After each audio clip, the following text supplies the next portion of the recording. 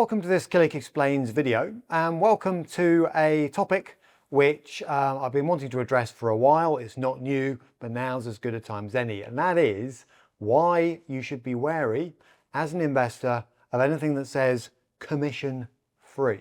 Because commission free is a perfectly legal sentence in regulatory terms, but it does not mean cost free, and it doesn't really mean free, right? So it appears in many adverts. Why and what should you interpret it to mean? Okay, now just a reminder, whenever you buy or sell anything, shares, crypto, currencies, commodities, there's no free lunch. All right, so if someone says commission free, do not for 1 second think, that's amazing. Basically, I've been offered something and I literally don't have to pay for it. That's always highly unlikely. But let's just dig down and I'll try to explain what might be behind that commission-free banner.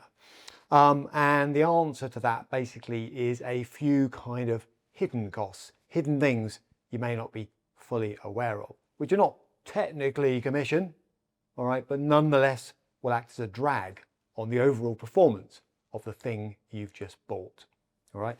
So these are deducted from performance, hence somebody can claim to be offering the product commission-free. Okay, let's explain what I mean. So we've got to look at spreads, we need to look at other costs, and we also need to look at prices. So let's start with the easiest one, the price. Now you might think, if I go out to buy listed shares, I can look the price up at the London Stock Exchange via the FT, and there it is, all right? Well, it's not even that simple for listed shares, because there will be a spread, as it's called, coming back to that in a moment, but more importantly, the price isn't a listed price in any meaningful sense when you're in the world of crypto, foreign exchange, illiquid over-the-counter stocks, and so on. Yes, you'll be offered a price, but that price could, within reason, come from anywhere. In other words, the provider is providing the price. So even taking away the fact that a quoted price for an officially listed security will be the middle of two prices, coming back to that just now, watch out, challenge, what is the price I'm being quoted? It's got nothing to do with commission. They can still say commission free, but actually how competitive is that price? Next, spreads. So I come back to these. A spread, you see them everywhere. See them on second-hand cars. If you go to a dealer, for example, there is one price at which they'll buy a second-hand car off you and another one at which they'll turn it around, polish it up and sell it onto somebody else 10 minutes later. Spreads are a fact of life in many markets, and financial markets are no exception. Now, the spread represents a profit for the person doing the trade, if you like. They're trying to buy low and sell high, all right? Whether it's a second-hand car, whether it's a share, whether it's a cryptocurrency or anything else. So a quick example, I'll use some of the market's language here. If the offer price for an asset is 200 pence, for argument's sake, all right, and the bid price is 180, all right, in other words, that is saying the person doing the deal is saying, if you want to buy it from me, the price is 200. If I'm buying from you, it's 180. Then the spread is 20 or 20p or 20 pounds or whatever it happens to be. And that is a straight profit. All right, it's not a commission, but it is a cost of getting the deal done. So you can still say, technically, commission free. There's no commission added on top, but that cost is part of doing the trade.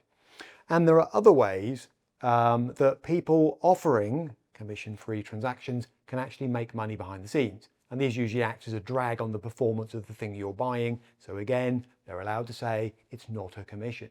All right. One of them is hedging costs. So whoever's providing the crypto, the currencies, these illiquid shares, whatever it happens to be that you're buying, may hedge away some of their risk. And that's a cost they can basically impose on you through performance drag. And then there's a source of income, a cheeky one. Basically, someone holding assets on your behalf is allowed to lend them out, could be shares, perfectly legal practice, in order to make a turn on them. And that turn is generally something they will pocket, they won't pass on to you. Because they'll say, well, you've got commission free. I mean, what else do you want? Okay. So where am I going with all this? If you see the expression commission free, all right, no problem, don't ring the police or anything like that. It is perfectly legal, but check the small print.